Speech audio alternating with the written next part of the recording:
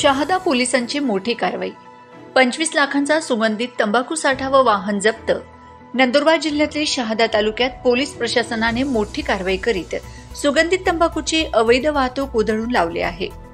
Shahada police आणि स्थानिक गुन्हे अन्वेषण विभागाच्या पथकाने ही कारवाई करत सुमारे 25 लाख रुपये किमतीचा सुगंधित तंबाखू व संबंधित वाहन जप्त केले आहे। ही धडक कारवाई बऱ्हाणपूर अंकलेश्वर महामार्गावर प्रकाशा गावात करण्यात आली। मिळालेल्या गुप्त माहितीनुसार पोलिसांनी तात्काळ सापळा रचत संशयित वाहन अडवले। वाहनाची झडती घेतल्यावर त्यामध्ये मोठ्या प्रमाणात सुगंधित तंबाखू आढळून आली। या कारवाईत शहादा पोलीस ठाण्याचे पोलीस निरीक्षक निलेश देसले, पोलीस उपनिरीक्षक भुवनेश मराठे तसेच स्थानिक गुन्हे अन्वेषण विभागाचे अधिकारी विकास कापुरे, शोएब शेख, भरत उगले हे उपस्थित होते।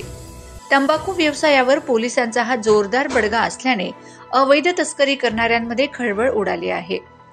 पुढील तपास शहादा पोलीस करीत असून यामध्ये आणखी काही गुन्हेगारांचा उलगडा होण्याची शक्यता आहे। प्रश्नचिन्ह न्यूज नेटवर्क शहादा।